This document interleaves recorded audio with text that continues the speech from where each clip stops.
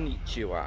Welcome to New Japan Max Wrestling. I am Dazzy Dangerously, joined by the Wrestling Encyclopedia, Mike Larkin. How we doing? I'm good. I mean, can you really go wrong with some New Japan Pro Wrestling? I don't think you can. You can never, ever, ever, ever go wrong with New Japan. Ever go wrong. Ever. Ever. Unfortunately, the Butcher can't be with us. I know he's gonna kick himself for missing this first episode of New Japan because he was really looking forward to it. But you can blame it on the quote Beast from the East. No, not Brock Lesnar. Well, it's quite appropriate actually. Beast from the East. Since we're talking about New Japan, it's the snowstorm we're apparently getting has knocked out the Butcher's internet. I asked you, man, how are you as far as the snow goes? Because I know I saw the article about the snow coming your guys' way. So how are you doing on your end? I always say if I can still see the top of the grass, it ain't that bad. That is true. Okay, so we are here to discuss the greatest wrestling event from this past weekend, which was Honor Rising. It was a 2-day event, and let's get right into day one. Now, the first couple of times I saw Kitamura, I was impressed, but now he seems to be getting punished a little bit. He's picked up a few losses recently. Yeah. I know he's still doing his sort of tryout series. I mean, here's the thing about Kitamura. I think the dude has a great look. Yeah. And I think he really, for his size, he's great. I really enjoyed his matchup with Yuji Nagata. And I think he definitely has a bright future. Now, his tag team partner, was it Hanare? Yeah. Okay, he was very good. And I got to tell you, I love me some Bad Luck Fale and Yujiro Takahashi. I love the pimp gimmick. He's like the godfather over there in New Japan. He's tremendous. I loved it.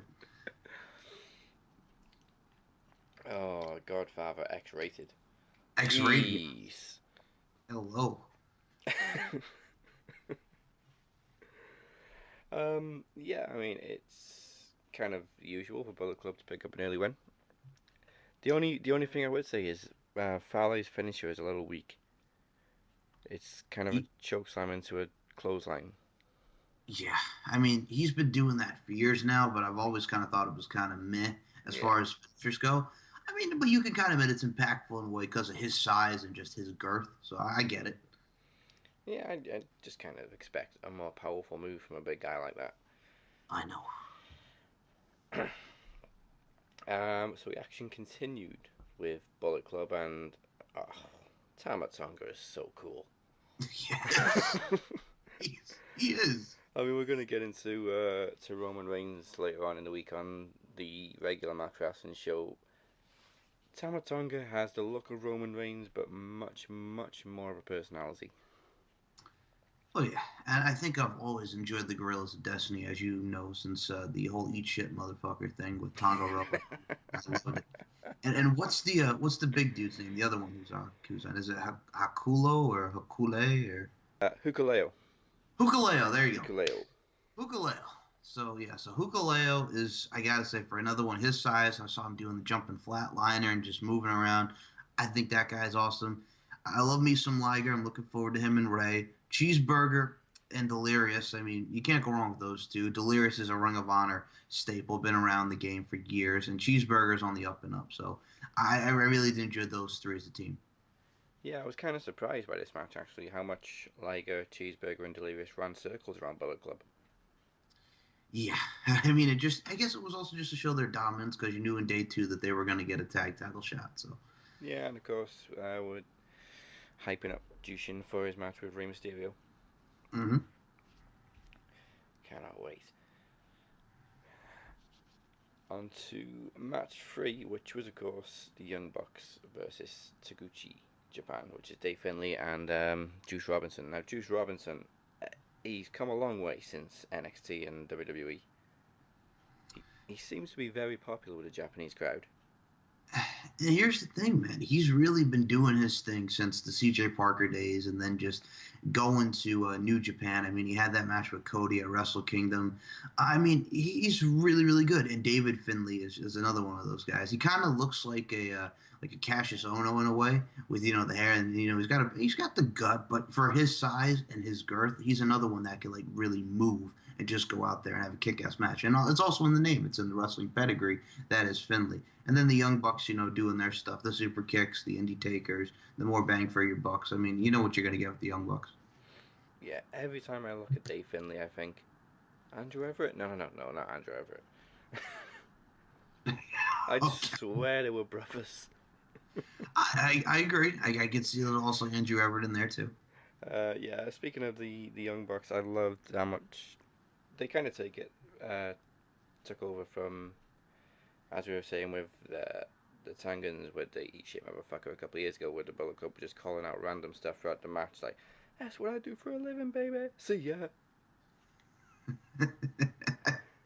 I think it adds to that. I love the sea. I love that's what I do, baby. It's cool.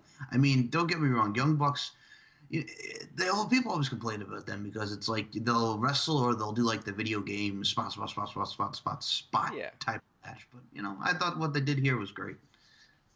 but it is entertaining. We like fast-paced tag team action. That's true. But then again, they're wrestling fans, and wrestling fans are very fickle. So Yeah. Well, sports entertainment fans are very fickle. there you go. I did enjoy Juice kind of giving them back with the too sweet eye poke and then a little suck it. But what happened to the cease and desist? Yeah, that's what I was thinking. I'm watching him suck it in the pokes, and then he just gets super kicked. I'm like, yeah, what happened to cease and desist? You only say it on your T-shirt, like, jeez. Juice is going to get juiced by WWE. Not a surprising win for the Young Bucks though. Oh yeah, no. They had to build them up because it looks like we'll talk about it when we get to it. Oh But the yes, yes, California show, yes. Young Bucks against the Golden Lovers, man. Hell yeah. Onto a special freeway match, which was Kushida, Hiromu Takahashi, and Flip Gordon. Oh my Um, God, Flip Gordon.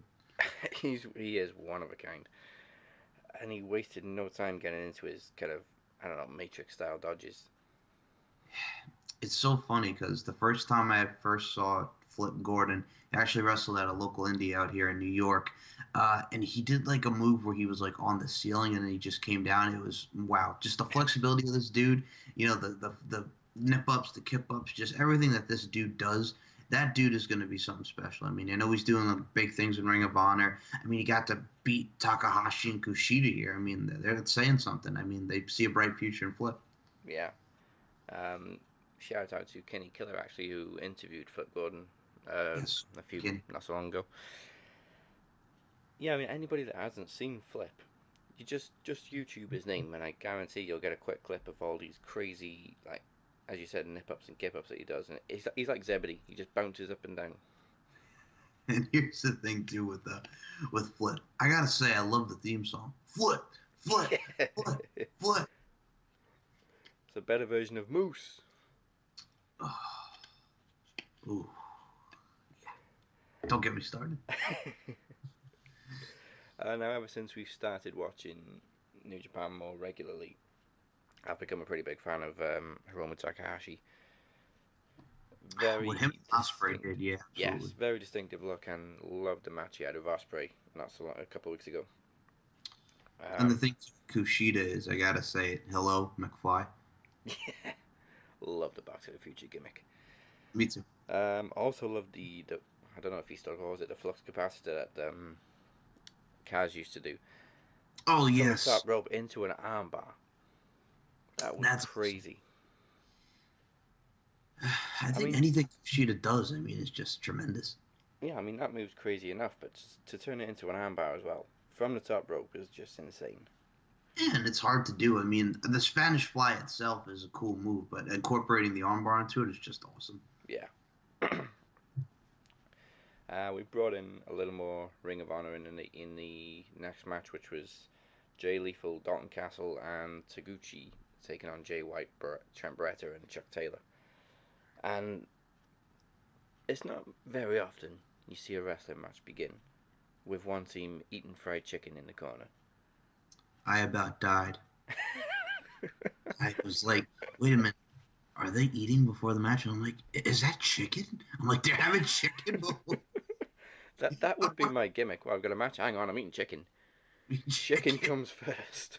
Chicken goes first. It sounded like they didn't have enough chicken to go around though. Yeah, From no, from I mean, from what poor Don was Jay. saying. Yeah, poor Jay White and the best friends didn't get no chicken. Oh man. Yeah, Taguchi caught my eye mainly for his I don't know if it's intended, but nice little Eddie Guerrero tribute Oh yeah. from the attire. Well, the Nakamura thing he does too, because he does a little tribute to Nakamura in there too.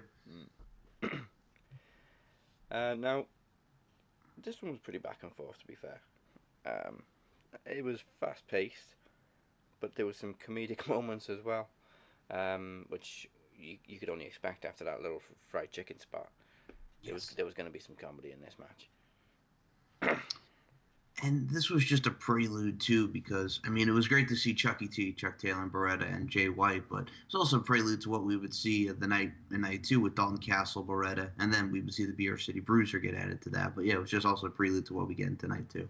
Yeah, I think Dalton Castle had a good showing in this match as well. For those who aren't overall convinced by him yet because of his gimmick, he's not one to be taken lightly. No, and here's the thing. I love the boys thing. I thought the boys thing was funny every time he yells out boys, and then they do the thing, the peacock thing. Yeah, I mean, people can say what they want of him about him as Ring of Honor champion, but the dude is an incredible talent. I think he has a lot. he did great to get as over as he has in Ring of Honor. Kind of Yeah. the same way Velveteen Dream has in NXT. Uh, Velveteen the Dream. DREAM is. I mean, I can't. You know me and Butch love that guy, and I mean Dalton Castle is one of those guys. I mean, we mentioned the boys, his feud that he had with Silas Young, and I mean the dude's come a long way, and now doing big things as the Ring of Honor champion. We're gonna see him and Jay Lethal in Vegas, so I'm Yeah. looking forward to the future there. And Jay White, of course, who is unstoppable right now. That's another one. I mean, to see, I was watching on New Japan World the before show, was it Sonata and Okada had their match. Yeah. Looking at Jay White as a young boy there, and then looking to see what he's become now is just incredible.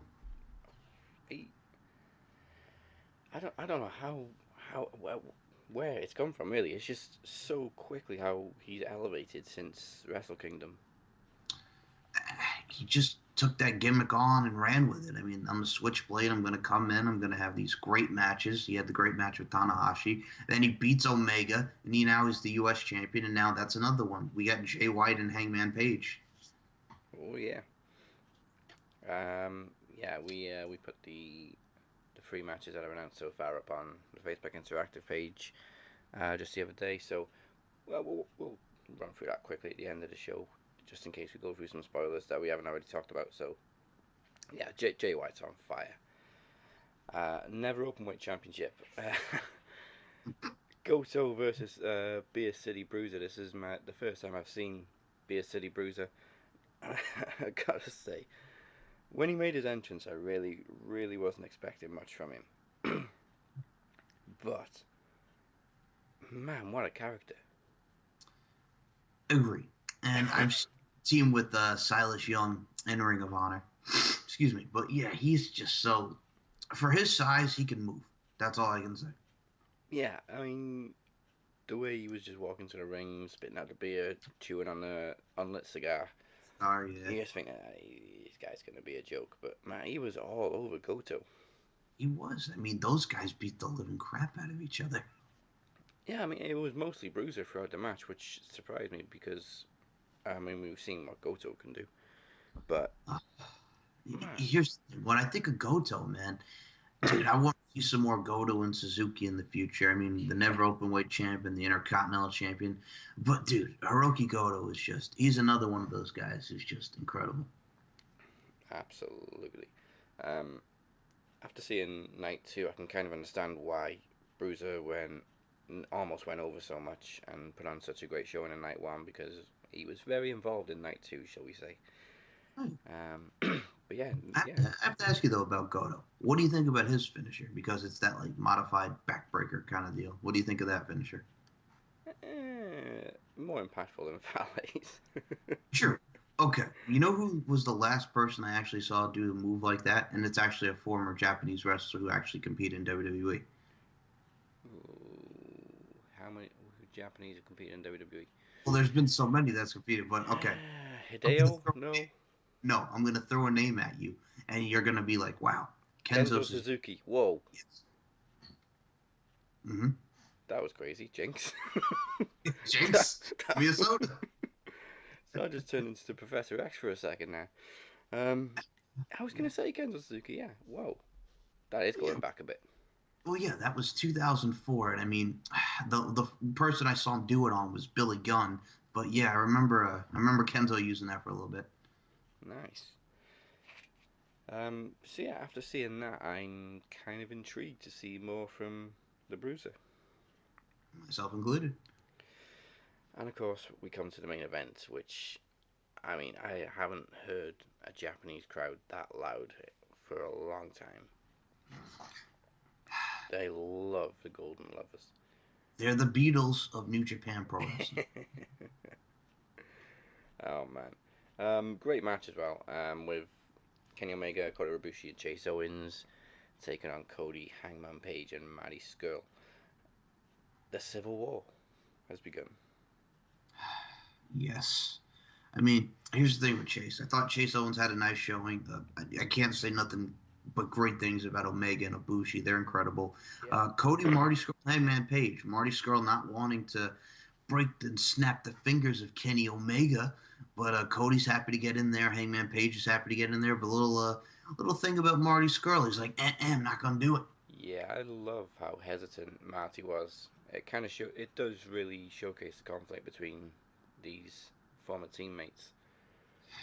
I mean, the man's got gray hair now. I mean, you're stressing the poor guy out. Am I going to join the Bullet Club with Cody? Am I on Team Cody? Am I on Team Kenny? What am I doing? It's literally stressed all the colour out of his attire, his hair, his beard. Mm-hmm. Poor Marty. Or Marty. Another one who's come a long, long way since joining Ring of Honor and New Japan. I mean, of course, first time we encountered Marty was British Boot Camp. He was Party Marty. Yes. Party Marty. Got into a little scrap with Rockstar Spud. Fell in love with one of the Blossom twins.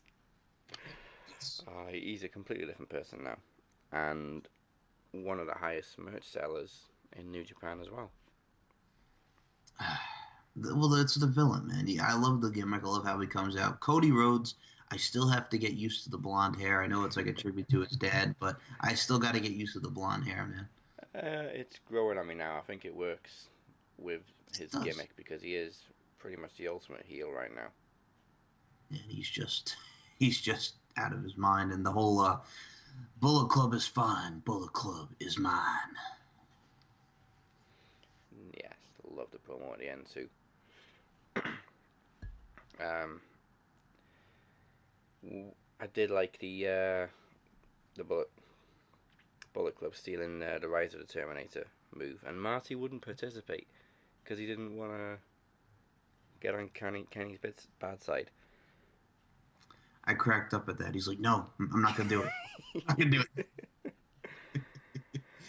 it. Hangman didn't quite get the rhythm right for the Terminator theme, you know, but I'll let him off.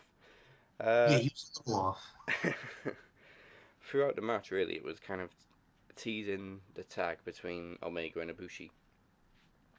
Because, if I remember right, Chase Owens started off the match, and it was him who tagged in Kenny Omega, and then we were trying to get Kenny to tag in Ibushi throughout the match, but they kept stopping him. But, man, when they finally did get the tag, that pop for a hot tag. That's what you got to love about that Japanese crowd, man. I mean, the Japanese fans are just so loyal, respectful, and they love the action, man. Yeah, that's the thing, they're usually not that loud. I mean, you'll No, hear a few shout outs, but you won't really hear a pop like that very often. Yeah, man, and just the Golden Lovers chants, Golden Lovers, man. They love some Golden Lovers. And when they finally did get a chance to team up, man, some of that double team action was crazy. Oh my God, the lead with the like the famous there to the back, the Golden Trigger. I mean, those guys are just amazing. Absolutely, gotta love the cross slash. The cross slash, Oh, yes, that's cool. it is. Now, watching this, do you see in a way how it's kind of good that Kota Ibushi did not sign with the WWE? Yes, um, definitely. I think a lot of the cruiserweight guys made the right decision, especially with what we've seen from 205. I mean, Nakamura and Asuka have done pretty well for themselves in WWE, and Nakamura, of course, is going to WrestleMania. Asuka's going to WrestleMania. But then there is the bad side, and we've seen how far Hideo Itami has fallen. So, yeah, there was a lot of international talent in that cruiserweight tournament, and really none of them have achieved anything on 205. And then you think of Zack Sabre Jr. I mean, he's another one that turned down, and you see a lot of him in Japan and Yeah, just all over the world. And personally, I think I could see him go there down the line. But the thing is, I think Zack Sabre just wants to put on those Zack Sabre Jr. quality matchups and not like change his style and do the WWE style yet. yeah. Well, same as Will Ospreay, who apparently turned down WWE recently. He's happy in New Japan. I mean, can you blame him? I mean, look at the guy. I mean, he just had that match with Hiromu. I mean, and speaking of that, he also turned down Impact. I mean, the guy just wants to wrestle and do his thing. Let him run. Let him run with it. He wants to be a wrestler. He doesn't want to be a sports entertainer. And you gotta respect that, man. Absolutely. Um, Maybe when Triple H fully takes over, we can get a shot because Triple H likes wrestling. Yes, that's why the common thing now with us, as far as that goes, is Vince. Go do XFL. Just go. Yeah, Go do just football. go do your football. Go do football. Um, Nice to see Cody and Kenny Omega face to face, one on one, just the two of them in the ring. Nice little tease for Strong Style Evolved coming up. Yes, and we got ROH Supercard of Honor with those two going at it. Yeah. And All In. All in. Did you see the sign, by the way? That lovely young lady in the crowd there had that sign, Flip Gordon for All In, and Flip's like, yep, yep. I think I did, yeah. That was awesome. Well, that's another. I want to see that guy go far. That dude's a good dude. He's a military man, and just he's incredible. And do I mention again, Flip, Flip, Flip, flip, flip, Flip, flip. Flip, I want to hear a mashup between Flip and Moose. Flip, Moose, Flip, Moose. Flip, Moose, Flip, Moose. Okay, finally, of course, Bullet Club gets the victory. I think it was Hangman Page who got the pin. Correct. Cody, of course, was hot-headed. Tempers flared, and out come the Young Bucks to get involved in the action. Yeah, I mean, So Cody pretty much gets dragged away. and I love the pull apart at the end, and just the whole Young Bucks thing, which we'll get into with Night 2, because that really sets up the future of what we'll see with tag team wrestling for Japan. But yeah, I mean, I thought they ended it best. Which side are we on? Are we Team Cody or are we Team Kenny? I mean, there you go. The only thing I kind of wish we would get would be more translations from the English commentary when they cut Japanese promos, because even Kenny Omega, who's fluent in Japanese, went full on Japanese promo. And even though he translated a few things, we didn't really know what he was saying. I mean, I know he was putting over what it felt like to be back with Kota. Mm-hmm. And you could tell it was a kind of an emotional promo for him, but yeah, it was a nice happy ending, even though they lost the match. As far as the English thing goes, I mean, it kind of reminds me of like one of our favorites, the build-up for Kenny Omega and Chris Jericho for this past Wrestle Kingdom. Yeah. Says something in Japanese, and then Kevin Kelly all of a sudden goes, "He accepts." I'm like, okay, I guess he accepts. I mean, the good thing is when they put the promos on YouTube later on, they do put subtitles on it, but you don't get to really understand what they're saying live. And that's the thing. Like last night before we did this, I actually watched the press conference for the New Japan Cup, and while I kind of understood sort of where Hiromu not Hiromu, I'm sorry, Hiroshi Tanahashi was coming because I know him and Suzuki have that rematch coming. Mm-hmm. I was just like, yeah, like just put it on the YouTube thing so I can just read the English subtitles. But I mean, I thought it was nice. I always think that they do with those press conferences, man. They always have like a great feel to it. Everybody just goes in there, and you could tell like it's going to be something special. Yeah, I do really like press conferences. Makes it feel more sport-like, more special. I mean, WWE trying to do it with Raw Talk and Talking Smack, but it's more of a talk show. It's not a press conference. And NXT kind of try and do it with a few crew members with mobile cell phones and stuff. Which is great to watch them with the cell phones and just watch the volume go up every time somebody. That's great. Oh, it still looks so cheap to me, but yeah, New Japan get it right with the press conferences. Absolutely. Okay, so we're going to go to night 2 just after the break, but before we do go to a break, the next time we bring you a championship special on the Max Wrestling Podcast is April 7th, as we present the 3rd annual Promo Mania featuring Mike versus the new and 2-time Knowledge Champion Kenny Killer in a showdown that's over 1 year in the making.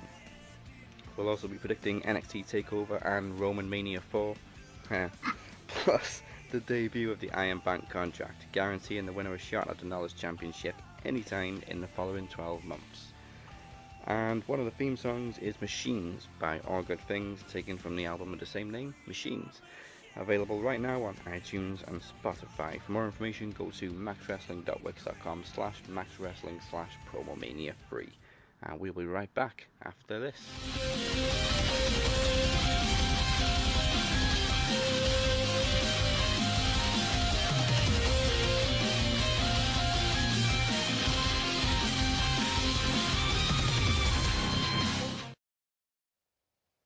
Kenny Killer, let me give you a little history lesson. At the first ever Trivia Takeover, you became the inaugural Max Wrestling Knowledge Champion. Fast forward to Promo Series, I became the #1 contender to your Max Wrestling Knowledge Championship. And what happened? It ended in a draw. Fast forward to last year's Podcast Promo Rumble, I became the Max Wrestling Knowledge Champion, defeating you. Fast forward a couple months to Promo Slam, you and I were neck and neck in the finals, and what happened? That too ended in a draw, and I retained my Max Wrestling Knowledge Championship. Fast forward to this past Podcast Promo Rumble, I'll admit it, you were the better man, and you took back the Max Wrestling Knowledge Championship. Well, Kenny, I am the longest reigning Max Wrestling Knowledge Champion, and we both have made history, with myself being the longest reigning Max Wrestling Knowledge Champion, and you being a 2-time Max Wrestling Knowledge Champion. But Kenny, at Promo Mania, I will prove why I am the better man. We have had 2 draws. I've won, you've won. I'm going to take back my Max Wrestling Knowledge Championship. I'm going to end your reign before it even gets started. Kenny, I will see you at Promo Mania, and you can choke on that. Slap nuts.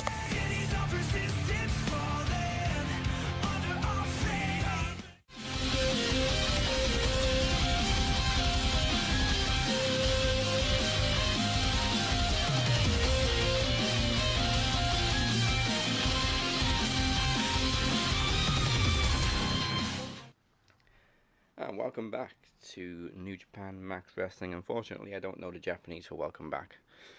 So welcome back. So we just covered night 1 of Honor Rising, so now for night 2, which kicked off with Beer City Bruiser versus Hanare. As we said, I wanted to see more from the Bruisers as soon as I saw him for the first time on night 1, so I was kind of happy he kicked off night 2. Surprising thing was Hanare gave him more of a fight than Goto did. You know what it is too? I thought Hanare came out looking strong, but the Beer City Bruiser again, just domination. And what'd you think about the frog splash? Nice. Very Yes. nice. Better than Sasha Banks' frog splash, that's for sure. Which Don't wasn't a get- frog splash, it was just a splash. Yeah, just don't get me started about Sasha.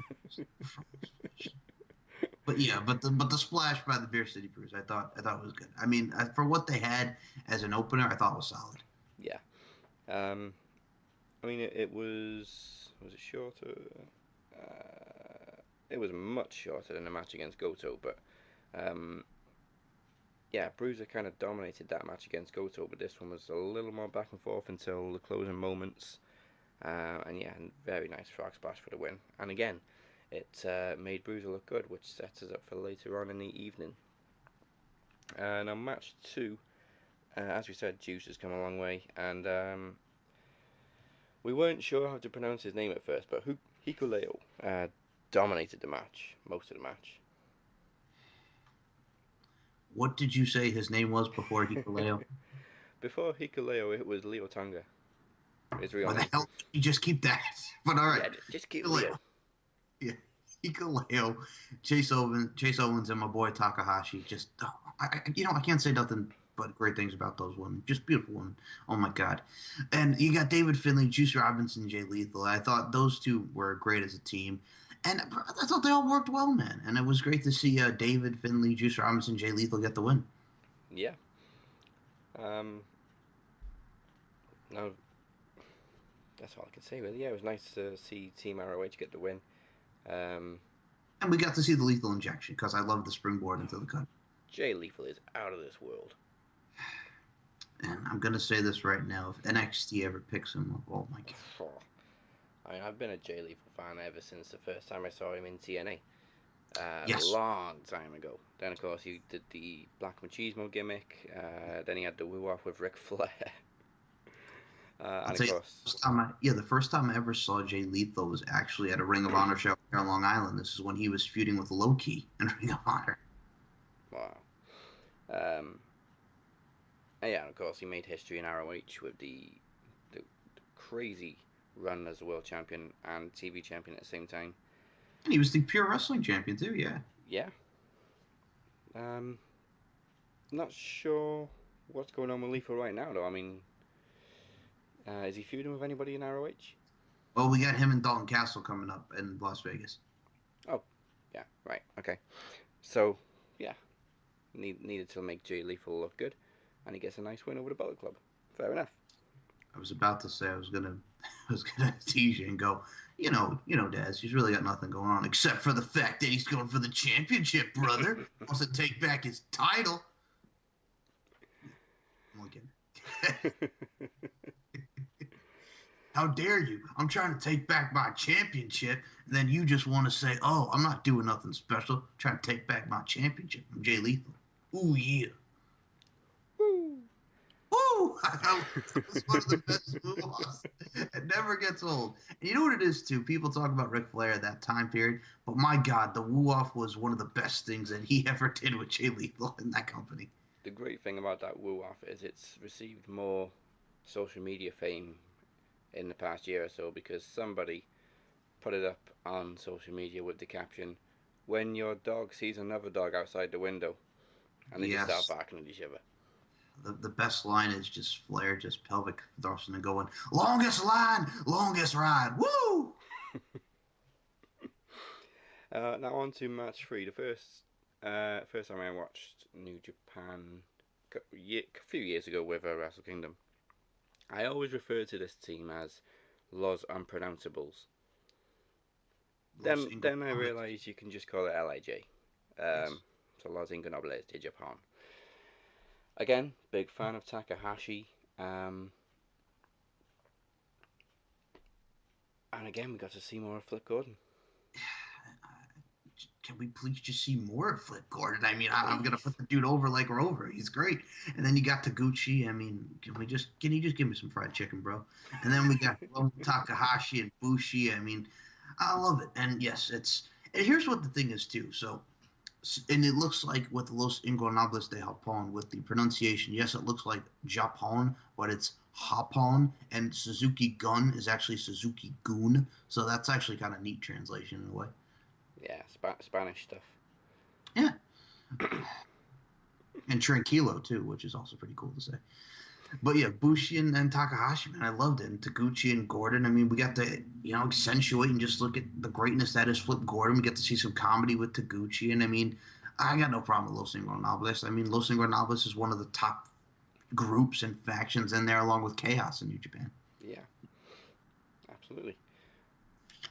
And of course, we're going to see more of Bushi in the coming weeks with Strong Style Evolved. I can't forgive Bushi. I mean, the man tried to rip poor Gato's beard off, man. That's not cool. He did rip his beard. He had him in a headlock and he was ripping that beard out. Ah! Damn, man. I mean, I get it. The man's got a big beard, but god dang, man. I mean, let him shave or something. Don't rip off with like friggin' hedge clippers and shit. Come on. First title match of the evening. Actually, one of two title matches of the evening was up next with Bullet Club defending the Never Openweight 6-man tag team titles against Jushin Thunder Liger, Delirious and Cheeseburger, the team we saw on night one. One thing I can say about this match: don't fuck with the Gorillas of Destiny. No. And Cheeseburger does a great job of just taking finishers and just getting the shit kicked out of him. And I mean, I love Burger, but yeah, you know what he's there for. Delirious is just there to do his comedy, and Jushin is Jushin. And I think one of the best tag teams that they have is Tonga Loa and Tama Tonga. And Fale is needed there as the muscle. But yeah, I love the match. I thought each and every one of these guys put on a great showing. Yeah, I mean, that's pretty much what you expect from the Tongans. Just beat everybody up. Here's the thing, and Tonga Loa is the former Camacho, Micah, and yeah, I mean, to see where he was in WWE, you know, with Hunico, who was Sin Cara, and I mean, I thought he was good. I thought he was impressive because I've seen some of his stuff in NXT. And then you see, like, him as Micah in Impact, which is like the one who came out of that group the best was Eli Drake and Drew Galloway, who is now no longer standing up for professional wrestling. But, I mean, the dude was kind of like the third wheel in that. And then you get to see him and Tama in Japan and get to see them just, you know, do what they do. Oh, magic. Yeah, God, Micah was poor. It was so bad. Like, out of all the names you give the guy Micah, I'm like, what the hell is Micah? I mean, again, yeah, we said about a few guys, but again, Tanga's come a long way, and you've got to say a lot of it could be down to him bulking up and taking himself more seriously, and just becoming more of a bruiser, really. What did you see him besides Camacho as, you know, when he was Hunico and, you know, he was his muscle? Did you ever see some of his NXT stuff, like the early stages? He was going against guys like I believe it was, I think he fought Adam Rose. I think he fought Oliver Gray, who was Neville's tag team partner for the first, like, early stages of NXT. I mean, have you seen some of his NXT work? I saw his second run in NXT. Yes. And I was impressed by that. Me too. And I was actually surprised when he left, because I thought he was kind of getting over in NXT, but Well, you also got to remember this was also the same time where they let a certain guy by the name of Derek Bateman go, and he cut his hair, and then that was it for him. We saw what happened with him, and now look where he is. I mean, that was kind of a blessing in disguise. I mean, Derek Bateman wasn't on anybody's radar. Then, of course, he leaves, goes to Impact, and makes a hell of a name for himself, and now he's back as EC3. And what does that tell you? Well, what does that tell you too? Because the last thing I'll say about that is because it's like, oh, look, it's Derek Bateman. He's got a new haircut, and then he's gone. It tells me sometimes leaving NXT is a good thing, and yes. Tangaroa and EC3 are a good example of that. Yeah. Sometimes. Sometimes. Usually leaving NXT means downfall. Yeah. Now more Bullet Club in the next match, which was Hangman Page and the Young Bucks against Jay White, Yoshihashi, and Chuck Taylor. Second win in the second night for Hangman Page. And he beat Jay White, and then he gave him the move right on the chair. And I mean, wow. I mean, they're really building that up for the Strong Style Evolve. I thought each and every one of those guys looked great. Young Bucks did their thing. Hangman has really been doing his thing. And Jay White is Jay White. And, I mean, Chucky T, I like Chuck Taylor. And Yoshihashi has impressed me ever since his match with Naito. I've always enjoyed Yoshihashi, too. Yeah. And, again, you just get what you expect from the Young Bucks. And here's the thing with Hangman Page. I think his move is cool because I've seen Kazarian do it before. It's the rite of passage, that back to belly pile driver. I think it's a cool move. Yeah, very cool. Anything Kazarian did was cool. So use his moves. Well, yeah, and Ambassador and the Wave of the Future. I mean, come on. Man, how was Kazarian's note underrated? He really made a name for himself with Chris Daniels teaming up, and again in ROH. But man, Kazarian should have been much more successful as a singles wrestler. And he had a WWE career for a cup of coffee, so. Yeah. I mean, even as a singles wrestler in TNA, he had some success. He was in the X division and he got a few world title opportunities. Yeah, it's just a shame really that Kaz didn't achieve more on his own. I mean, he had that world title match with Kurt Angle, and he wrestled Christian Cage at that time. And I mean, he had great matches as a single competitor. Then they made him suicide, and you know, I mean, whatever. Yeah. He's great though. Is the bottom line. It's Kazarian is so underrated. Now on to the ROH World Championship match between Dalton Castle and Trent Barretta. Wait. Out comes Beer City Bruiser and just demands to be added to the match. Now I really kind of hope somebody does that at WrestleMania. No, I'm kidding. But yeah, that's what I was talking about. Beer City Bruiser kind of pushing himself onto the radar this weekend. Like I said, my first experience seeing him on night 1, I was impressed. I wanted to see more. He kicked off night 2, and then he just gets put into the ROH Championship match. It's cool. It was, and I mean, you got to show another one where these guys literally kicked the living crap out of each other. I thought Barretta, for a guy who was injured, just went out there and just stole it. I think Dalton Castle was tremendous as always, and Beer City Bruiser really held his own too. I thought Dalton with that German into the bridge on him was tremendous. Oh yeah. Yeah, I wasn't really sure just how bad Barretta was injured. I mean, Don and Kevin Kelly were really playing on it. And it's so funny with Barretta too, dude, because he's another one who I first saw out here in the Long Island area. So for the history of Barretta, which I'll go through really quickly, he actually wrestled on the indie scene as Plasma, and his tag team partner out here was a guy by the name of Maverick, who we see now on 205 Live as Mr. Premier Athlete himself, Mr. Tony Nese. Mm-hmm. And I mean, the guy is just, I saw it back in the day that he was going to be something. Then he got to WWE and he was with Kalen Croft as a part of the Dude Busters, but there was always potential with him. And then once he got to Japan and just working around the world and teaming with Rocky Romero, and then just now as a singles thing, I mean, the guy's really coming to his own. Yeah, absolutely. And again, another great showing from Dalton Castle. Mm-hmm. Again, proving himself as ROH champ. Now the main event. If you enjoyed the main event of night 1, you must have enjoyed the main event of night 2. It's Beatlemania too, man. Yeah, Beatlemania too. The Golden Lovers, Kenny Omega and Kota Ibushi, taking the win back from Cody and Marty Scurll. One thing I can say about this match was Marty was a lot less hesitant. In fact, he didn't hesitate at all in this match. No, he did not.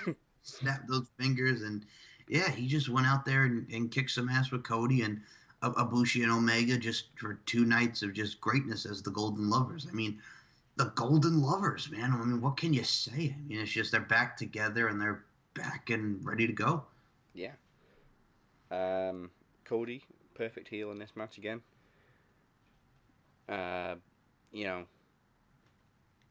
Complaining, hiding in the crowd, which didn't stop anybody.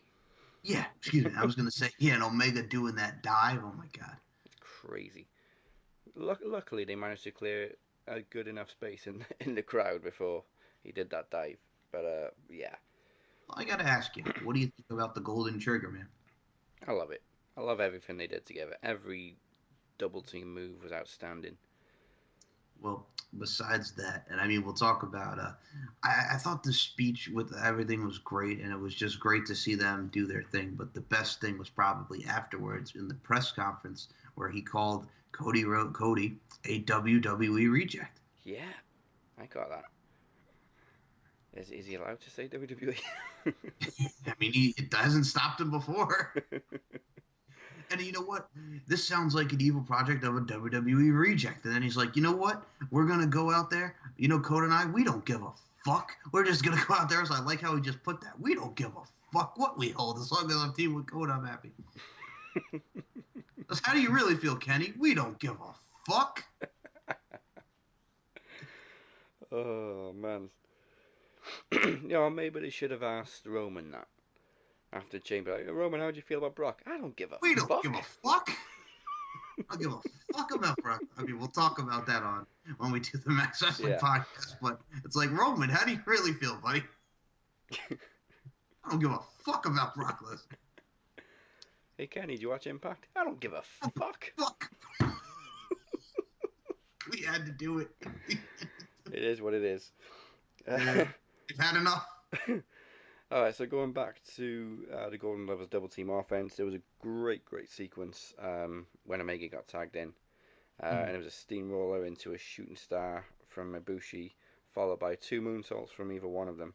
Just perfect sync. Oh, yeah. I mean, those guys are just so incredible what they do. Kota Ibushi, I can see a lot coming from him when we get towards Wrestle Kingdom time. Same with Omega. Same with Cody. Same with Marty. I'm interested to see how we got the New Japan Cup coming, and they're going to do the G1, which will build to Wrestle Kingdom. But I think Butcher already said it. I mean, we all said it. It's going to be the pay-per-view of the year for 2019. So I'm interested to see how we build and get towards that now. Oh yeah. It's always pay-per-view of the year. It's been pay-per-view of the year on Max Wrestling for the last 4 years. Exactly. Yeah, there was some more great moves that stood out for me. There was a stunning backflip kick / Pele from Ibushi. We saw the cross slash again.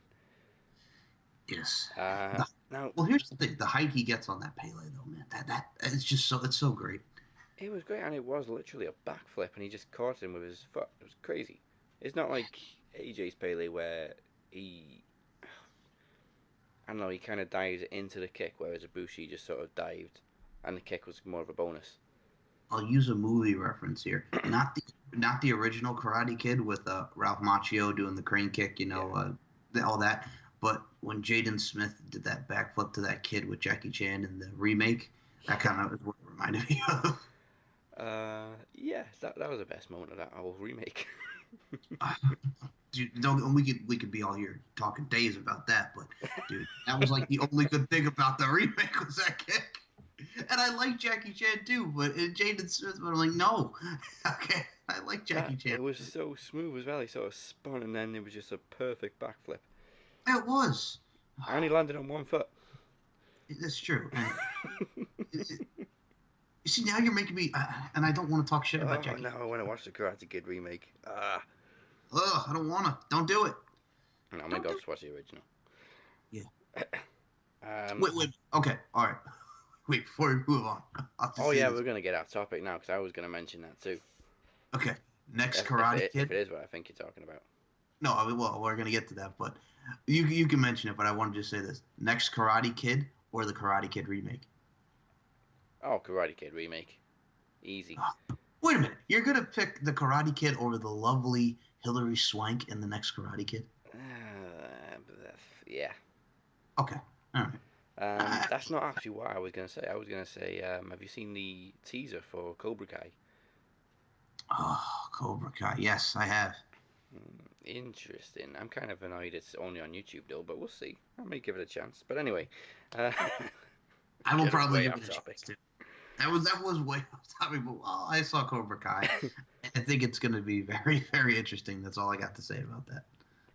Now the great thing about having English-speaking wrestlers in New Japan is the audibles, which we've mentioned many, many times from Tanga especially.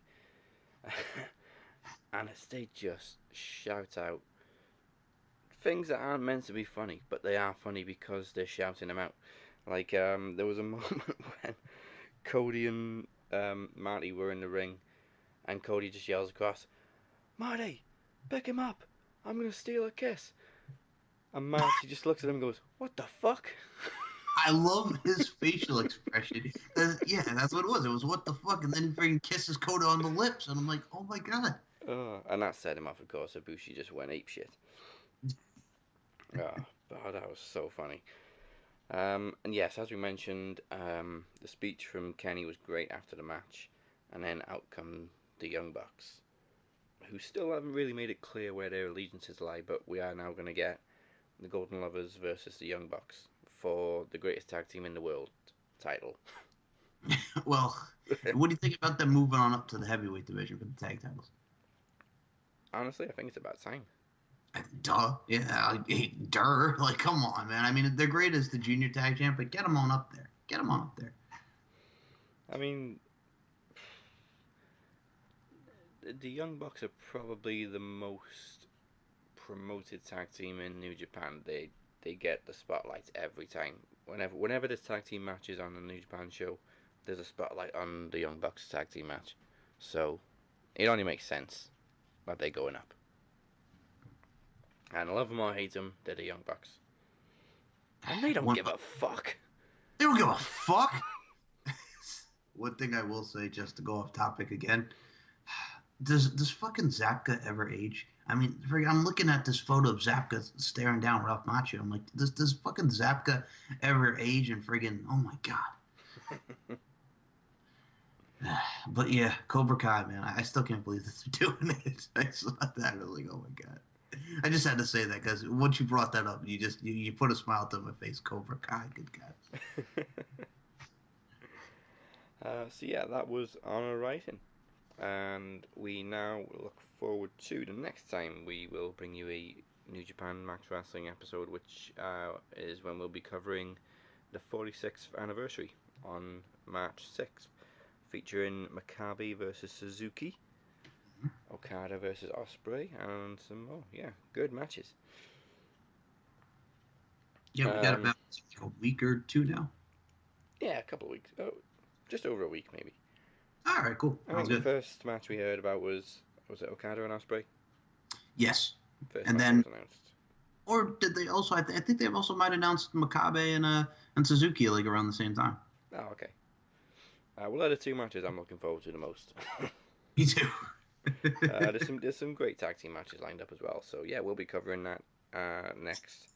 Oh yeah, that was friggin' when friggin' Suzuki went ape shit and dumped the barricade on the ref, and yeah, okay. Oh yeah, of course. Now I remember. Okay, so thank you for listening. Don't forget you can find us on YouTube, Podomatic, iTunes, and Stitcher, and of course on Facebook at Max Wrestling UK. I say Stitcher. We're still having difficulties with that fucking thing. Still? Yeah. I mean, I've changed the RSS feed now, so it goes from the SoundCloud account rather than the Podomatic, but it still doesn't seem to be updating. I don't know. Are you being a tit, Stitcher? Yeah, Stitcher. Stitcher be like, we don't give a fuck. Don't give a fuck? For new episodes in advance and other wrestling news and good old wrestling banter, you can join our interactive group at facebook.com/groups/maxwrestlinginteractive.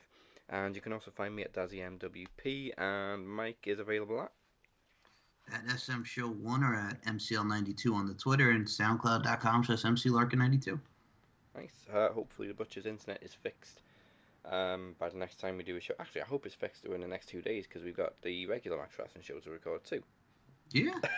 But you can find the Butcher at 69Butcher. And you can, of course, show our other shows some love. We do a Throne Zone season going all through Game of Thrones. The first season we did was episode by episode of season 7. Now, of course, we've got till next year now to wait until the final season, so there will be a second series of Throne Zone coming this summer where we'll be looking at each season over 8 episodes, so look forward to that. That's available at Throne Zone UK, and Hidden Gems is available at DB Hidden Gems, and that's the bottom line. And if you're not down with that, we got 2 words for you. We don't give a fuck. That's more than 2 words, but yeah, we don't give a fuck.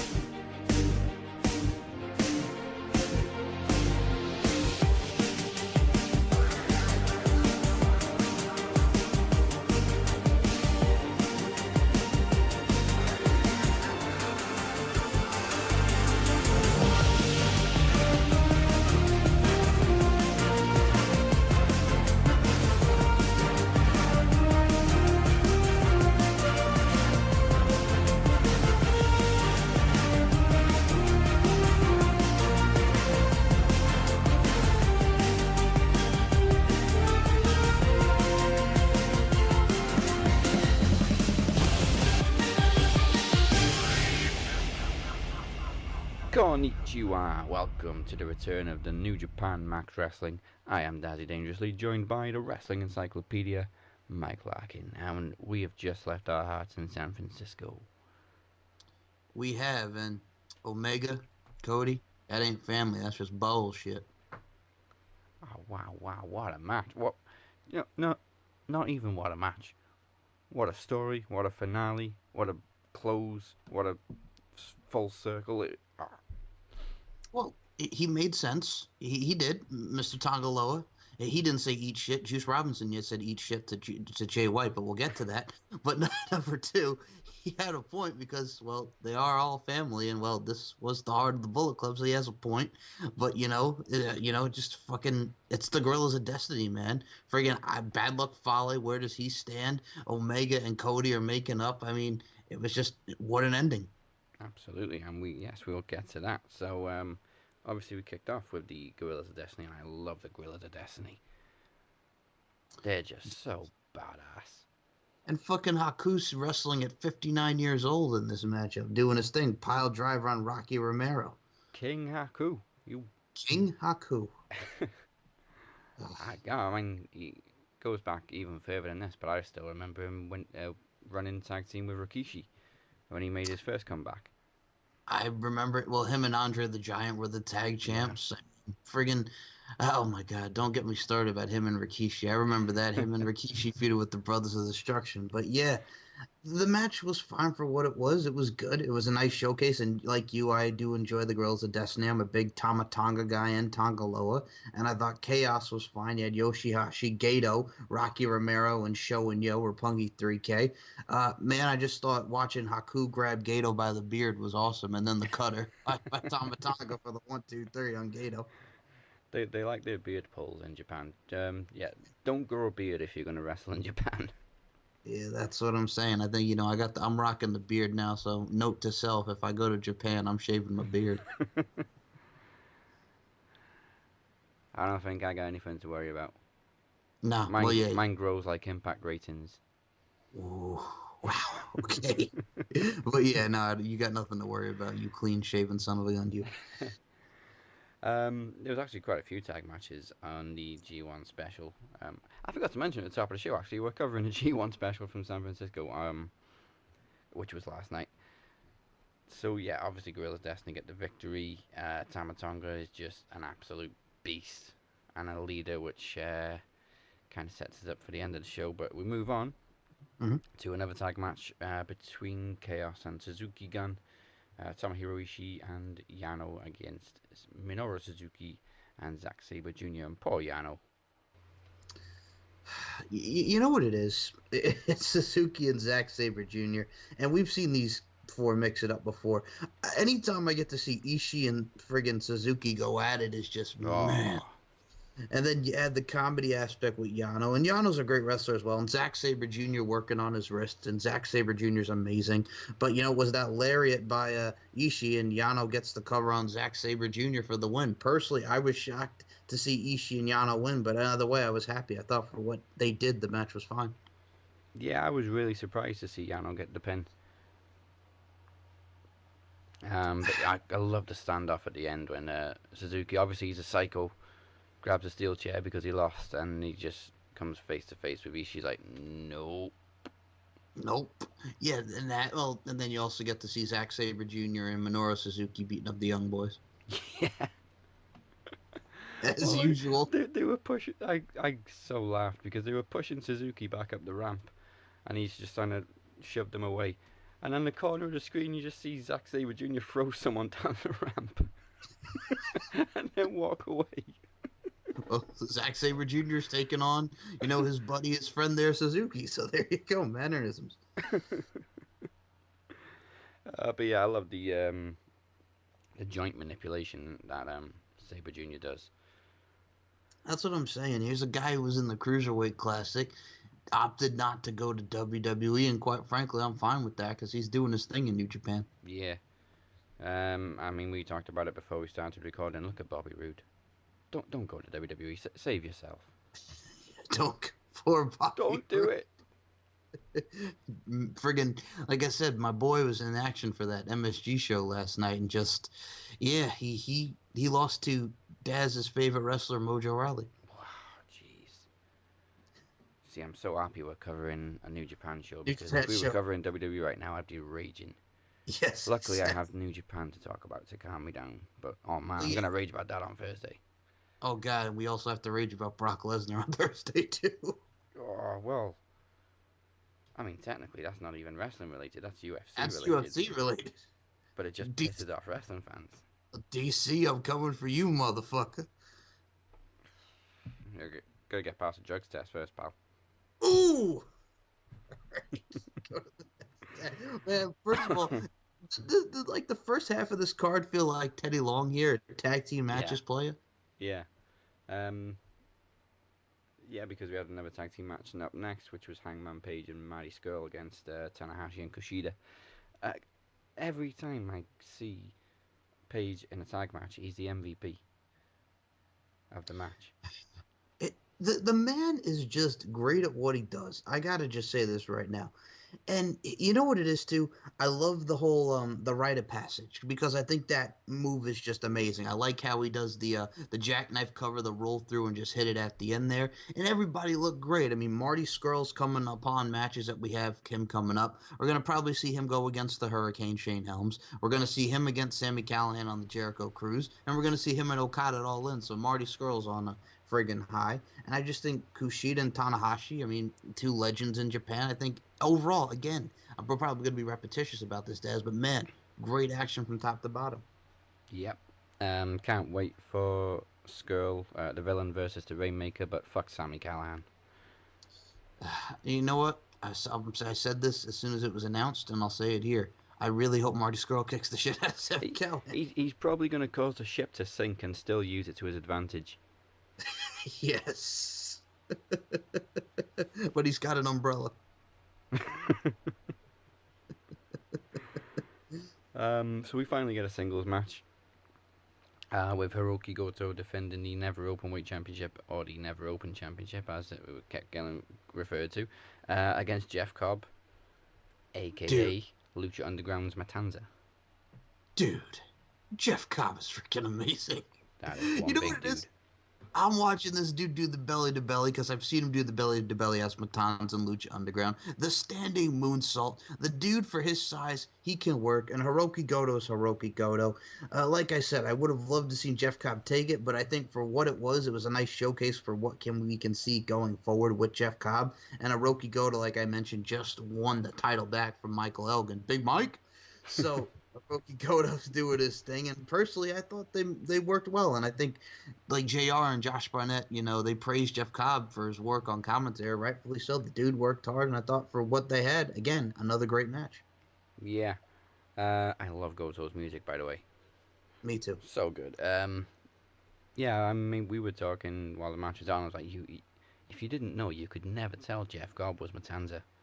No, he really could not without the whole some of the mask and just what he wears there. No, you can never tell. Well, he was going for that reverse power slam that he does, Matanza and Lucha Underground. The dude is just big and he's graceful. I've seen him do standing shooting star presses, standing moonsaults, and just the fact, like, the dude is graceful. He's a former Olympian. He's just great at what he does, man. I thought he came off well. Goto came off well. Again, nice showcase for Jeff Cobb and what's to come for him. Yeah, definitely. I mean, apart from the spots where it was obviously showing how good Cobb was, the match was mostly slow paced. Mhm. Just two big guys wearing each other down. But I was quite surprised, really, that as Goto got the pin, there was quite a few boos. Obviously, there was a few Lucha fans in the crowd. Well, they're also in California, and the temple is, I believe, California. So Yeah. there's a lot of Lucha Underground heads up in there. Yeah. I mean, it didn't last long. I mean, as he got up and his music started playing, they cheered for him again, so it was all good. But yeah, I want to see more of Jeff Cobb. Now, we forgot to also mention this in the beginning. Amir, our homie Amir, was in attendance Yep. at this event. Now, he was taking some great videos, so I'm sure he was very impressed with what we saw with Jeff Cobb. And I'm sure he had a quick change of heart during the interval when it was a big announcement. Feel free to take photos, but please no videos. No videos. No videos. Like, shit, Amir, put your phone away. Put your phone away, Amir. Put it away. The next match, there was a highlight for me. I think it was about 3 minutes into the match. It was really, really early. And it was essentially a human centipede deathlock. I'm sure you know what I'm talking about. Yes. Well, it's so funny because I'm watching the move. I'm like, oh. And then my dad, he's sitting there watching. He goes, "What the fuck was that?" I'm like, I don't know, but it was cool. The funniest thing about it was the two guys at the front. Neither of them were reacting to the move. They were just like down on the floor, head between the legs, nothing happening. But it's Young Bucks, Los Ingobernables de Japón, Sonata, and Evil. Yeah. Man, for what they did, they killed it. Meltzer Driver, of course, scores the win on the chair. Man, I'm still calling it the Indie Taker because I get angry if I call it the Meltzer Driver because it's Indie Taker. it's the Indie Taker. It's not the Meltzer Driver. 5 stars. No. So, 7 what again? stars. Oh, jeez. We broke the rating system. We broke the rating system. No, but dude, it's Young Bucks and Los Ingobernables. It was just great from top to bottom. Yeah. There was actually a lot of deathlocks I think Matt went for during the match. I think there was a lot of evil and in momentum now. Evil tended to be in control of the match for the majority of it. The thing with Evil is, I think with him, you got to showcase him because I got to say this right now. After what we saw with Naito and Jericho winning that title and Evil coming to help out the leader of Los Ingobernables de Japón, we got to get Jericho and Evil down the line for that IWGP Intercontinental Championship. Oh, yeah. I can't wait to see what Jericho does next. After the cruise, of course, because Impact. No. Don't even say it. It's not happening because everybody's going to be like, oh, he's going there. He's friends with Don Callis. Yeah, he's friends with Don Callis. He'll help by putting the talent on there, but he's not going to cross the line, pun intended, and go over there. Just stop it. But yeah. Something of a rarity in New Japan matches. We saw a ref bump. Poor ref took a double super kick. I saw the double super kick to the ref. And you know what is too? Sonata. That's another one, if you want to mention that other company. Former X Division champion. And look at him in Japan doing his thing in Los Ingobernables de Japón. Yeah, he really struggled in Impact. I'm not sure if it was a language barrier or what, but I think he may have said in an interview once that it can be quite difficult sometimes, because his English isn't fantastic, and it's a largely American company. Yeah, but like I said, the dude has come leaps and bounds with that mohawk of his. Him and Evil, Young Bucks, they delivered. Young Bucks still the tag champs. Who would you like to see them go against next for the IWGP Tag Team Championships? I mean, Bucks are on fire every time I see them. So just bring them all. Bring them all. Yeah. I think Suzuki Gun's got to be in there. I'd love to see them against Minoru Suzuki and Zack Sabre Jr., Yano and Ishii like we saw. I think there's a lot of possibilities. The Gorillas of Destiny. Hello? Yeah. So, yes. Well, I mean, now that the Civil War is in full effect, I mean, we could get them against the Tongans. Mm-hmm. So, see how it goes. The possibilities. So, as we said, ref got bumped with a double super kick, and then Evil took a double super kick with a steel chair. Then we said... Wait a minute. I got a song to sing to that. You know what that is? What? Hot potato, hot potato. Let me throw the chair. Let me throw it back. Hot potato, hot potato. Then we had the Indie Taker, which is what we're calling it. Was going to be on the chair, but it was blocked by Sonata, and then Matt took one instead. Luckily, the other Bucks fought back to win and actually did get the Indie Taker in the end. Move on to another tag match. Tag matches galore at the G1 special. But we kind of got a little preview as JR and Josh kept pointing out of the possible final between Naito and Okada. Ooh. I'm down for that, man. What they did at Wrestle Kingdom, but dude, this match with Ospreay and Naito and Bushi, everybody clicked, and I gotta say, I love Ospreay's finisher. Oh, it's so good. The Stormbringer. Yes, I was wondering what the heck the name of the move was because I remember you sending it and you were saying, dude, I love Ospreay's move. I'm like, oh yeah, Yeah. well what's it? It's kind of like a double underhook and then it's like a spinning neck breaker. It's like a spinning neck breaker type deal, right? Yeah. I honestly don't know how to describe it really. He just sort of It's has him on it's his shoulders, amazing. spins round, and then bang.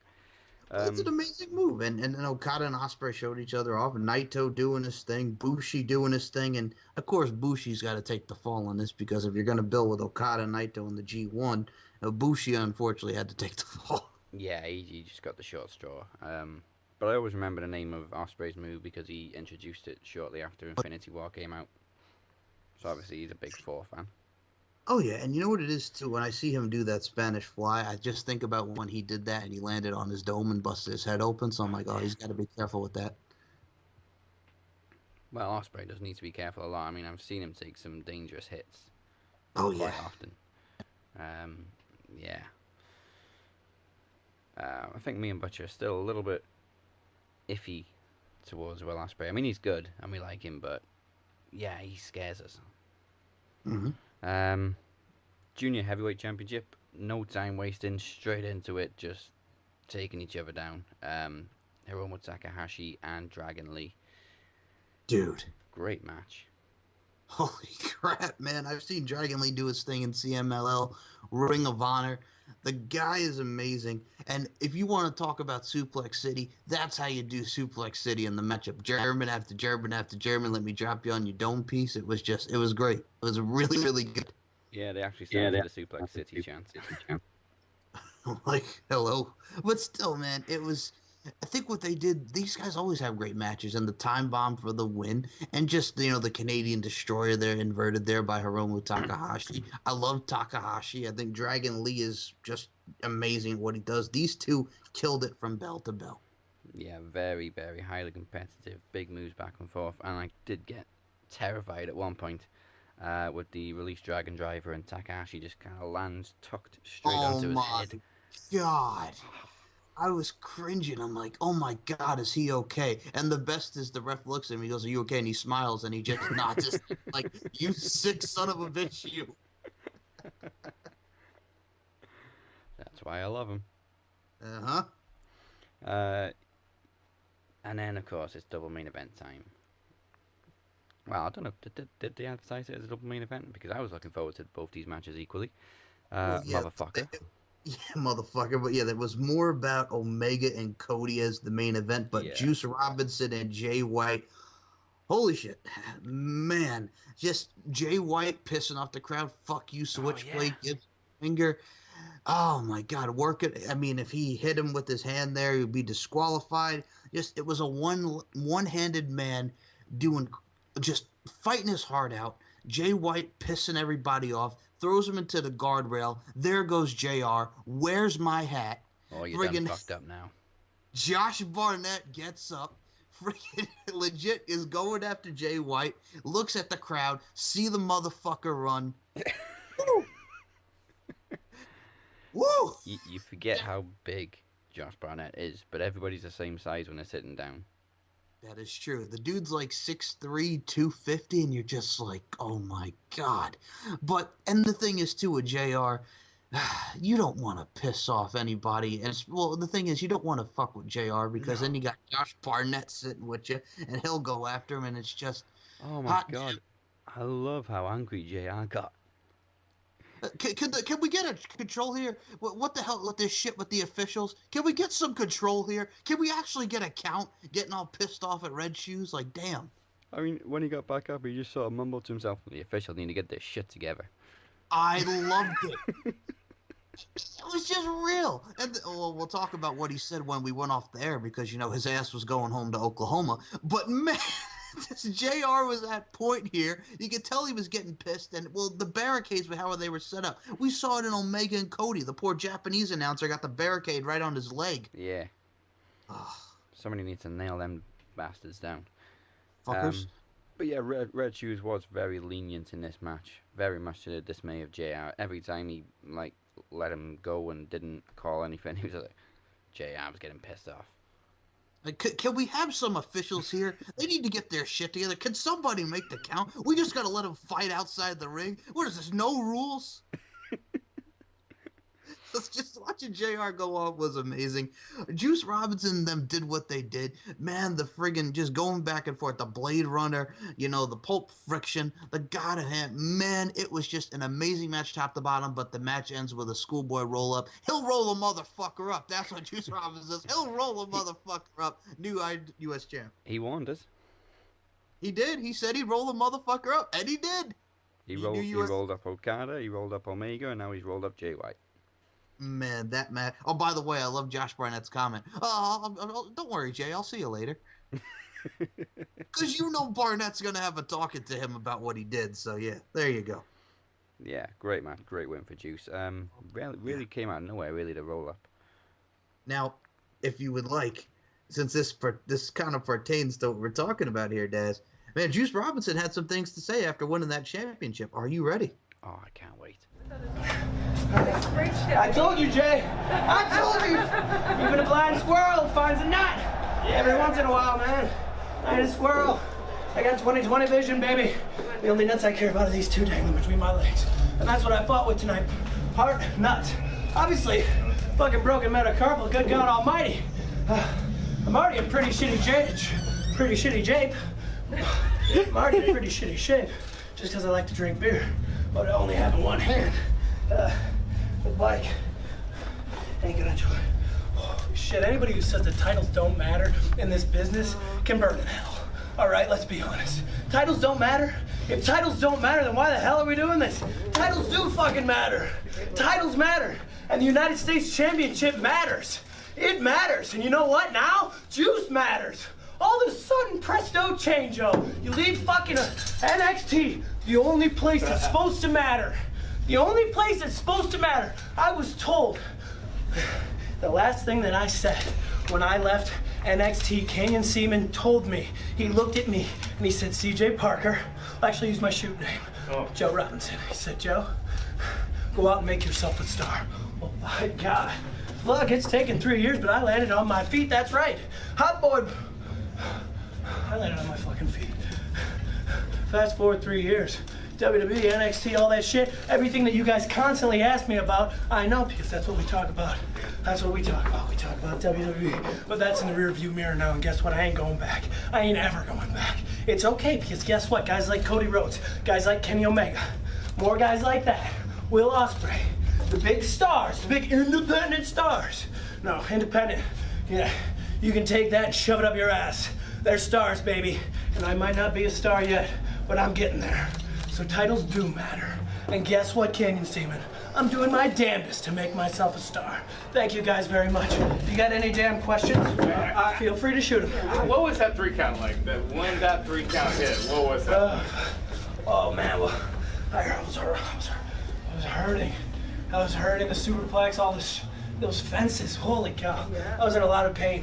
I thought on the Pulp Friction, I thought I beat him, and he didn't. Oh, he kicked out of that. I punched him in the face with a broken hand, with a cast. Look at that. Who wants to get a shot of that? This right here, under that, that's steel. That's steel. That's why I can't use it. But, you know what? Jay hit me in the nuts. Hit me right directly in the fucking nutsack. One man does that to another man. The rules go out the window, brother. Uno didn't see it. Yes, I used the left hand of God. Yes, I cheated. But guess what? Everybody cheats. Everybody cheats. But I still got a good heart. Yeah, when it went 1, 2, 3, and I realized that I won, when I realized that I finally became what I set out to do, what I wanted to do, my whole life, be a wrestler, be a champion, I couldn't even cry. I don't even know. I couldn't even. It was just. I didn't even. I don't know what was happening. I don't even know the emotion. It was all the fucking emotions at once. Do you have a word for that? Because I don't. I was happy. I was surprised. I was hurt. All these things. Oh my gosh. I didn't answer your question at all. No, Sorry. no. But I felt a whole shitload of stuff that I can't describe. Now my hand's starting to hurt more. Does it mean anything to you to be the first American-born United You're States? damn right it does. Yeah. It matters. Any championship matters to me, but to be the first one, after, especially who our first champion is, don't forget who that was. The best wrestler alive today, Kenny Omega. All right, and Jay White catches him. Okay, Jay White, he's not Kenny Omega yet, but guess what? He might get pretty damn close one of these days, and I'm gonna be nipping on his fucking heels. All right, Kenny Omega, he's what, 35, 36 years old? Jay's 25. I'm 29. We got a few more years at this. All right, it felt really good. It felt really good. And look at that. That's the red, white, and blue, brother. I'm sorry I lied. I said I was gonna come with sparklers shooting out of my nipples and bald eagles launching out of my ass. Well, apparently there's building codes and violations that can be broken, and I couldn't do that. But hell, I wore 3 Musketeers hat, light-up glasses, and one of the most flamboyant things ever possible. So yeah, it feels really damn good. You said you. Any thoughts on what happened to Jim Ross during the match? I don't know what happened to Jim Ross because I was on top of my head on my stag of dimes seeing stars. I have no idea. I know when I got up, the first thing I heard was, "Where's my hat?" And I looked, and even there was a Jim Ross without a cowboy hat. That's like, is he all right? Is he okay? Wasn't it fitting though that Juice Robinson wanted to roll up? Isn't that poetic? I told everybody, I'll roll a motherfucker up. And I will continue to roll motherfuckers up. You know why? Because my heroes rolled motherfuckers up. Shawn Michaels rolled up Chris Jericho, WrestleMania 19. Woo! Bret Hart rolled up all kinds of motherfuckers. Bam Bam Bigelow, 1993 King of the Ring, 1, 2, 3. All right? Owen Hart sat on his own brother's shoulder, WrestleMania 10. Roll up, 1, 2, 3. What's wrong with a roll up? Nothing. That's good old-fashioned wrestling 101. I'm a babyface. That's what I'm supposed to do. I'll roll a motherfucker up. I'll continue to roll a motherfucker up. And just when they think, oh my God, I don't want to get rolled up, I'll hit them with the left-handed guy and drop them on their sack of dimes with Paul Friction. All right? I don't think there's anything wrong with it. Sorry, Kim. Thank you. Thank you, Juice. Sorry, guys. Congratulations. You want to pose with the belt for us? Damn, I'd like to put it. Juice Robinson. I wish everybody in the world would cut a promo like Juice Robinson.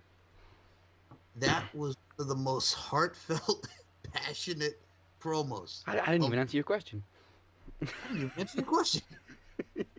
I'll roll the motherfucker up. Shawn Michaels, Chris Jericho, Bam Bam Bigelow, Bret Hart, Owen Hart, Bret Hart. My heroes roll motherfuckers up. Wow. What a guy. Really, really. Congratulations to Juice Robinson, the third ever IWGP US champ, the first American to hold that championship. Oh, yes. Ah, juice. Just give me more juice, man. Ain't never And going back to NXT. he is okay.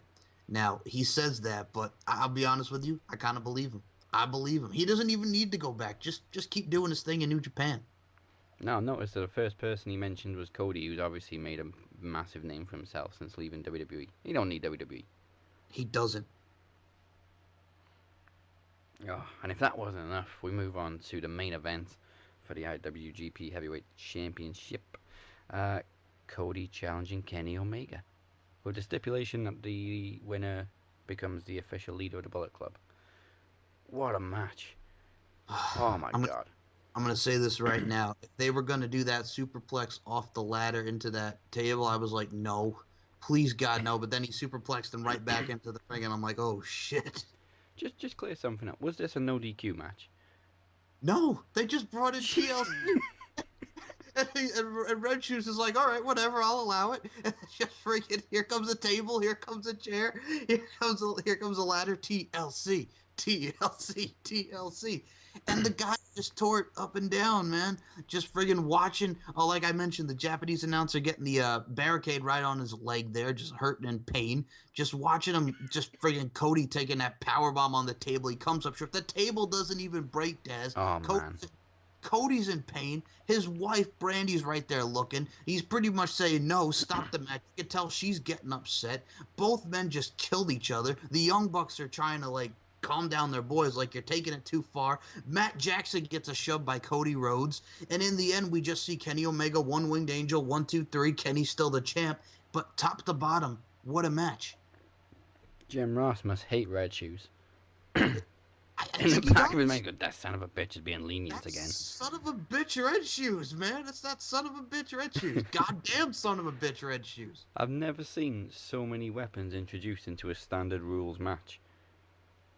Well, it's so funny because, like I said, watching it with the folks, my mom goes, "Is this match an ODQ?" I'm like, "No, Yeah. they're just letting him go. They're just letting him go." The crowd was very anti-Cody right from the start. And of course he busts out the classic heel move as Brandy blocks the rise of the Terminator. Mhm. Um, Well, I think Burnett said it best, dude. The fact that there's some Cody fans here tonight, but they are outnumbered. yeah. I think the tide turned actually after the double foot stomp off the guardrail through the table. After that, the whole match just went all out. Tables, ladders, chairs. Oh my. Oh my! So you can pretty much say that not all, besides being all out, they were all in that matchup. Nice pun. They Yes. were all in. As you mentioned, yeah, Kenny got thrown into the guardrail, which crushed. I don't know if it was the commentator. It just crushed into someone's knee. No, that was I think the timekeeper, the ring announcer, the one that was announcing them in Right. Japanese. Because I was wondering why is he sat on his own and why is it just going? Oh, he just crushed that guy's knee. Yeah, no, that was the guy that was announcing them in Japanese. That was the ring announcer for the night, and he got the poor barricade right on his knee, and you could see him holding and writhing in pain. Yeah. Somebody needs to sort those guardrails out. They really do. Then we had the huge superplex spot off the top of the ladder. Wow. Just all I can say is wow. If I was a fingernail biter, I wouldn't have any fingernails left because that was a nail biting moment. It was.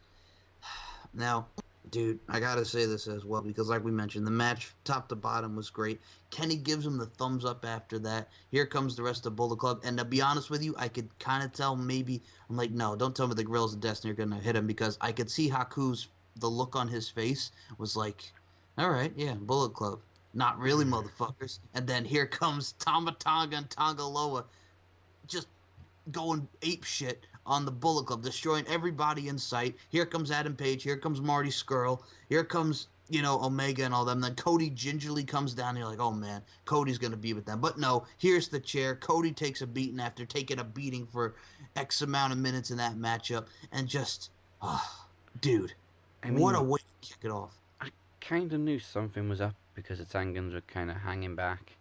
Mm-hmm. And the camera was long. They were on camera for just a little bit too long. Just sort of, this isn't over yet. It's not.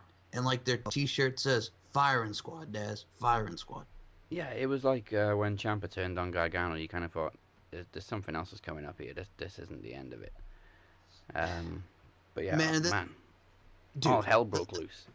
Yes, it did. But just the moment, because we had the moment of them getting their asses kicked. Then Kenny and Cody hug. Bullet Club is fine as far as that Bullet Club is gone. Man, just everybody doing the too sweet and hugging. So there's a feel-good moment there. But what's going on with Ibushi, which you have to think Golden Elite, them all together. And first, another thing, what's going on with Bad Luck Fale? What are his thoughts on this? Yeah, well, Fale, where you at? Well, yeah, Fale. And then just what a show. Just how that capped off. And again, JR signing us out with my ass is going back to Oklahoma. Yeah. I mean, it was a full implosion. Like, one member at a time came down to try and help. Who was first? Paige came first, then Marty, then Chase and Yashiro. Mm-hmm. And then poor Chase and Yujiro, man, they get taken out. The man's a pimp. I mean, you've seen him. You see Yujiro. The man's a pimp. He walks up with the cane and he's just doing his thing. He's a soul taker. You don't crush somebody like that. But I did pop hard for Cody's face turn. Dude, it was so good. Just because I'm like, please no. The reason why I say please no, I'm like, man, they can continue with the Cody thing, but it's just like after that, you saw the sportsmanship there and the thumbs up, and you're just thinking to yourself, please hit the Gorillas of Destiny, and he did, and he took one for the team. So, Bullet Club on that aspect is fine. Bullet Club is fine. Bullet Club is fine. They just got to deal with a firing squad. Oh, now. It's going to be interesting to see who goes with them because right now it's just the Gorillas of Destiny, and you think Bad Luck Fale because, well, they're all boys, but who else is going to go with them, man? Because we got to get more people in there. We're obviously going to see the Young Bucks probably go against the Gorillas of Destiny now, IWGP tag titles. It's an interesting dynamic. It really is. I mean, obviously, I can't see any Bullet Club members jumping ship because they beat the shit out of all of them. Yeah, it's just like, all right, because I'll be honest with you. When I saw Yujiro come out and Chase Owens, I'm like, okay, so you got those guys against them, but then I'm like, oh shit, they're kicking the shit out of Yujiro and Chase Owens. So it's like, all right. So now we have something different. We have something new with the Tongans. This is real family. Omega and Cody, fuck that bullshit. There it is. Wow. Say it, don't spray it, Tongaloa. Man, hey. And he didn't even say eat shit like I mentioned. Juice Robinson told Jay White to eat shit. No eat shit there, but hey, we got bullshit. Tongaloa. Like I say, every time I go back with Tongaloa, I'm like, WWE, you had him. And you could have done something with him. You put him with Unico. Impact, he was Micah. Don't get me started on that. But anyway, Tongaloa doing his thing. Motherfucker. Motherfucker. Oh, so yeah, great night, great event. If you haven't seen it yet, maybe you should. I mean, you've got a week before the G1 Climax kicks off. Yeah. And so many great matches in the opening week. I'll just run through a few of them. So opening day, we've got Hiroshi Tanahashi versus Suzuki. We've got Michael Elgin and Evil. We've got Okada versus Jay White. July 15th, we've got Juice Robinson and Tama Tonga, which is going to be very interesting now. Oh, man. Kenny Omega and Naito. Yes. Kota Ibushi and Zack Sabre Jr. And that's just in the Yes. first 2 days. Now, I'm looking forward to that. I definitely will check that out. But man, 6,333 in attendance last night. Not bad. Not bad at all. And I love Kenny Omega's speech, by the way, to the crowd. Even talk about the guy working at the popcorn stand and just showing love to everybody. Kenny's all about spreading the love. That's what it is. Change the world. Hashtag change the world. And of course, he says Cody deserves a second chance. Reminded me of Shinedown with sometimes goodbye is a second chance. But in this case, Cody Rhodes deserves that second chance. Yeah. So yeah, we can't wait for the G1 Climax, which kicks off July 14th, 9:30 a.m. for the UK. 4:30 a.m. for you, Mike. Jeez. Like I said, I'll try to catch up on that, man. But yeah, 4:30 in the morning for us over here in the United States. I mean, day 2, it gets a little better. It starts at 1 a.m. for you, 6 a.m. for the UK. Yeah. Now you get into UK territory. We watch pay-per-views at 1 a.m., which I did last night. What you did, yes. As I'm like, it's so funny. I'm like, I know you're gonna watch this, but I'm like, technically speaking, he should be sleeping because it's like 1 o'clock in the morning where you guys are. But you're like, fuck that, I'm not sleeping. I'm watching the G1. It became daylight before I went to sleep. Are you serious? Oh yeah. Oh. The sun was up. The birds were singing. What time did you wind up going to sleep? Because I know when we woke up, you were tired. I was tired. What time did you wind up going to sleep? It was past 5. Oh, dude. Because I remember looking at the clock and like about 4 o'clock in the morning, and it was who was on? I think it was the Young Bucks and Evil and Sonata. And I'm thinking, there's 2 matches left. Oh boy. And one of them features Kenny Omega. Shit. Like I said, it's the sacrifice, but that we do with these podcast games and just talking about wrestling. Like I said, we may sound repetitious with these shows, but New Japan is a product that delivers. And if you want to just see straight up pro wrestling and just at its finest pro wrestling, you watch New Japan Pro Wrestling. That's the thing, and that's why so many more people are going to watch New Japan now. But as we saw last night, they also now and again give us some great stories. Mm-hmm. You get a whole lot of, I'll put it at that, lot of for New Japan. And not a single therapy session in sight. No. Can you imagine Tama Tonga and Kenny Omega with Dr. Shelby? Please. I was about to say, don't page Dr. Shelby. Oh my God, the Guerrillas of Destiny. They be telling Dr. Shelby, eat shit, motherfucker.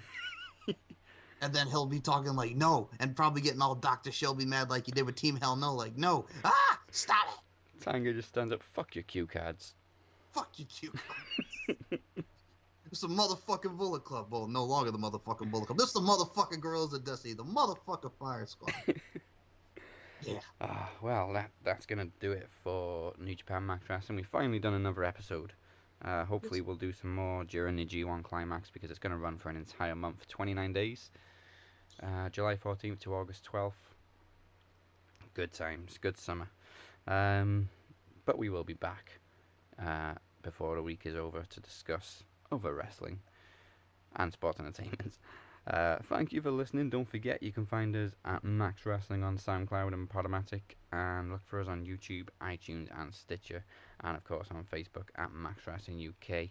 You are all very welcome to join us on our Facebook group at Max Wrestling Interactive. You can find me at Dazzy MWP. Mike is available At SM Show 1 or at MCL92 on the evil Twitter machine. And SoundCloud is MC Larkin92. The Butcher is not with us, but he should be with us for the usual Max Wrestling podcast in a few days. You can find him at 69 Butcher or outside your window. And remember our other Danger Zone production shows. You can catch up with the whole first season of Throne Zone now at Throne Zone UK. Series 2 coming very, very soon. And Screen Gems has finally also returned with our first episode covering Predator. You can find that at DB Screen Gems.